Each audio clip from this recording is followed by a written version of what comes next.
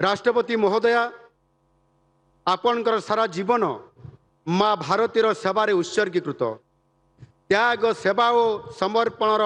आपण हेउचंती मूर्तिमंत प्रतीक आपणकर शांत सरल जीवन हेउछि एक आध्यात्मिक शक्तिर प्रतीक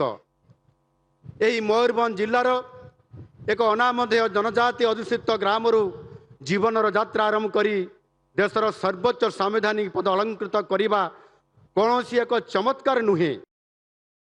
कठिन परिश्रम उत्सर्गीकृत जनसेवा एवं देशर संवैधानिक विधि व्यवस्था आपणकर ये पूर्ण विश्वास